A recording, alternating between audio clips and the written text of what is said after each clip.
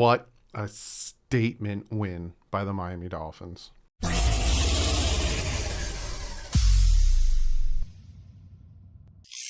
What is up, Fin fans? 33-10. Like I said in that intro, statement win by the Miami Dolphins. And what do I mean by that? The Ravens game was a statement win, prime time. We were on a big losing streak, finally started to chain together some wins. And Baltimore's a good game, a good team. This win here, it's not about, oh, they just beat Carolina. Good for them. No. We won by 23 points. Should have been more. We will talk about all that good stuff. But before I jump into all the good stuff, all the big plays, some bad, it wasn't a perfect game. I got to shout out some new members and a new patron.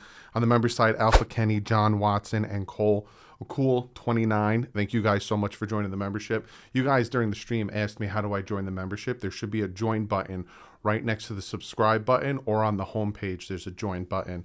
You could choose one of the 3 different tiers there. And then for the Patreon side, Alex, thank you so much for joining. Again, if you want to join the Patreon, it is linked in the description. So like usual, we're going to break down some stats, and we're going to look at the away team first. And they benched Cam Newton. He went 5 for 21, 92 yards, and 2 interceptions. Like I told you, I was not worried about Cam Newton. They bring in P.J. Walker. He goes 5 for 10, 87 yards, and an interception. I told you the quarterbacks weren't the ones that scared me. It was the running game. And the Christian McCaffrey, only 10 carries for 35 yards, 3.5 yards a carry. He rolled his ankle, so they took him out of the game and then put him back in.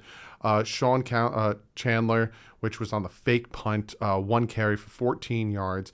Chuba Hubbard, hope I said it, 2 carries for 6 yards. Other than that, the Dolphins shut down the run game. Passing yards, DJ Moore, 4 catches for 103 yards. It was on the broken play when we sent the zero blitz. Brandon Zalstra, 1 catch for 24 yards. Amir Abdullah, 2 catches for 20 yards. Robbie Anderson, 1 for... Pretty much the Dolphins' defense was just completely dominant in this game. Just completely owned them. And then we're looking at the Miami Dolphins. Tua Tagovailoa, 27 for 31, 230 yards, and 1 touchdown. He had a fantastic game. And you could say, well, it's the Carolina Panthers. Because I know I'm going to get it. I know there's going to be a few in the comment section that are going to say, Tua didn't have a fantastic game. He fumbled the ball twice. Not blaming the center for the snaps. I'm waiting for those. And it's the Carolina Panthers. Go look at their stats. Carolina Panthers defense is ranked number 1 in passing yards on their defense, number 1 on attempts. They are ranked 6th in points for, and they're ranked 2nd in yards given up. And Tua Tagovailoa and this offense put 33 on them. Now I'll take 7 away because of the block punt. So they put 26 on them. Tua had a fantastic game. I have Myles Gaskin, 16 carries, 49 yards, 2 touchdowns, 3.1 yards a carry. Phillip Lindsay, 12 carries for 42 yards, 3.5 yards a carry. Phillip Lindsay came out and made a statement saying, what I did in Houston was nothing. I'm still the same guy that went to Denver. Give me a chance, and I hope they give him a chance because Phillip Lindsay just had a game.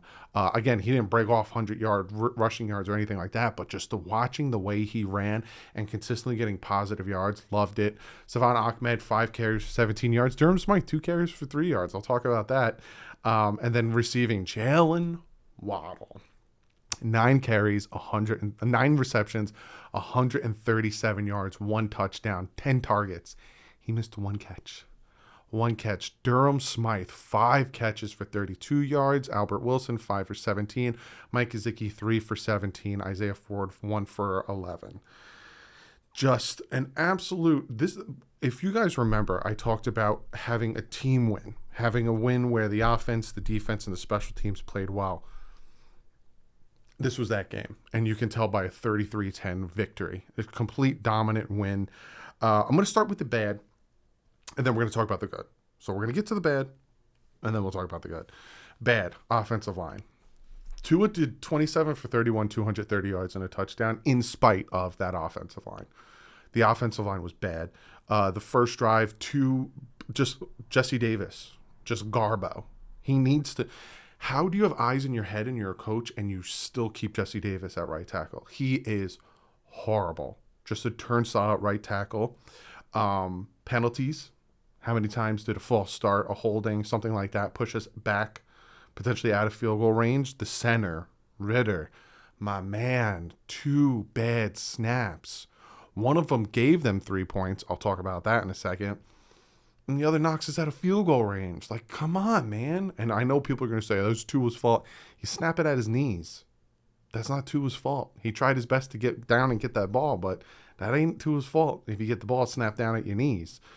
Got to do better there. Absolutely got to do better. But let's talk about the good. Let's talk about this Miami Dolphin defense. Xavier Howard, Javon Holland, Nick Needham. He got that interception, which forced me to do 20 push-ups. Don't worry, I'll have the best of the stream later tonight. But I did 20 push-ups because Nick Needham got an interception. 20 push-ups. I did them. It wasn't fun afterwards. But interceptions from all three, X Holland and Nick Needham. Jalen Phillips, 3 sacks on the game.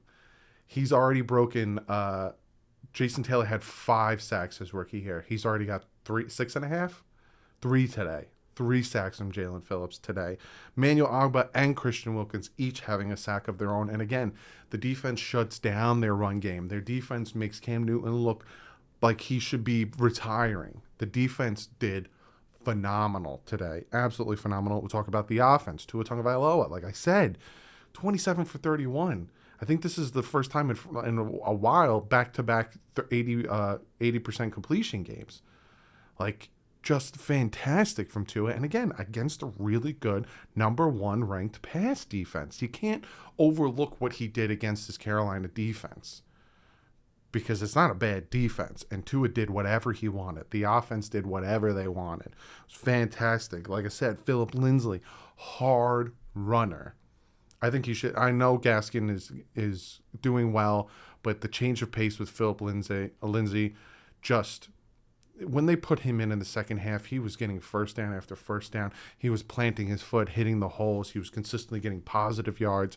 The man needs to be the starter. I know there's fans of Myles Gaskin. I am a fan of Myles Gaskin, but the change of pace and the change of running back in Philip Lindsay, just great claim. Absolute great claim by the Miami Dolphins picking him up. Waddle with 137 receiving yards, 9 catches, just the play, and I'll break it down in the film breakdown where he catches it and breaks it off on a slant. Me and my dad end up beating up on each other. Just great, absolute great play. Durham Smythe was making plays in critical downs. They were doing a ton of play action, and the defense was biting on the run so hard. They would play action it, and then Tua would drop it off to Durham Smythe consistently, and he would consistently get yards. You would think the defense would pick up on it, but then if they pick up on it, we hand the ball off. Great play. Also, pistol formation. All of a sudden, Durham Smythe comes running in. QB sneaks it. Even though he's not a QB, he's a tight end. Just great play. Then back to a little negatives, right? Give you the good, give you 2 positives. Now we're back to the negatives.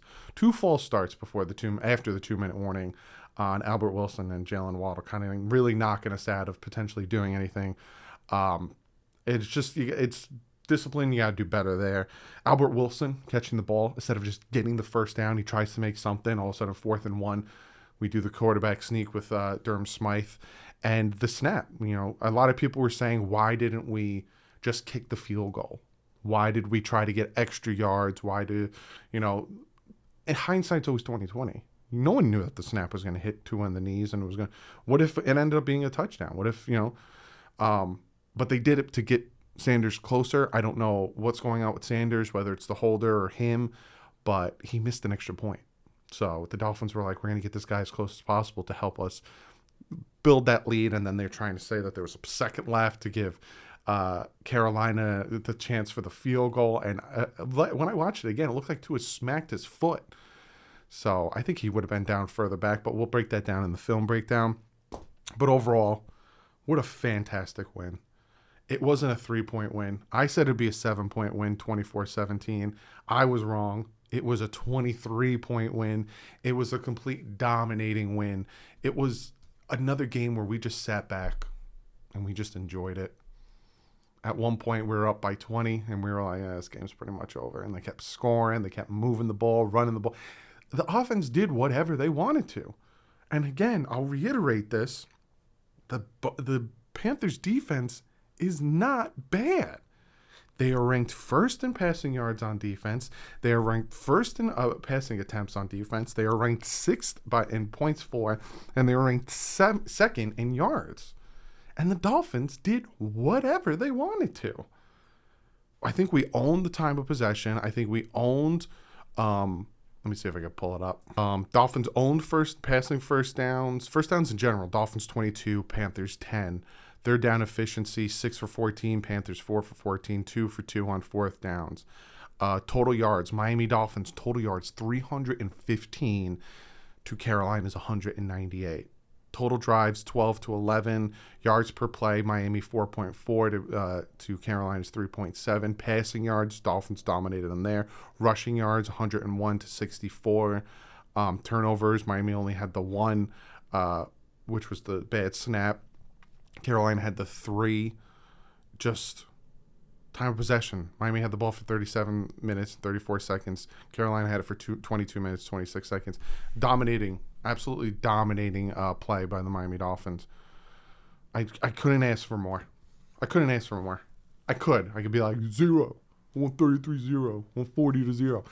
33-10 I'll take. Now people are going to be like, all right, well, Miami's sitting there at 5-7. They got the Giants and the Jets. It's a possibility. I'm not saying it's going to happen one game at a time. There's a possibility they go New Orleans Monday night. It's 500.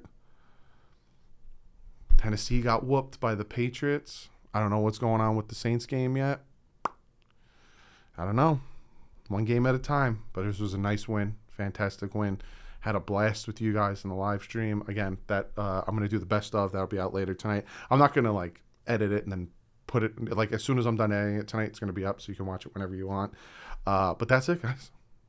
Big win. Tua played great. The defense played great. Running backs played great. Wide receivers did their thing. Offensive line, hot garbage. The fact that the Dolphins did what they did on offense with the offensive line playing and struggling as much as they did says a lot. Says a lot. So just imagine if the offensive line wasn't as bad as it was. And I know some people are going to say, well, the offensive line isn't that bad. It's bad. It's pretty bad.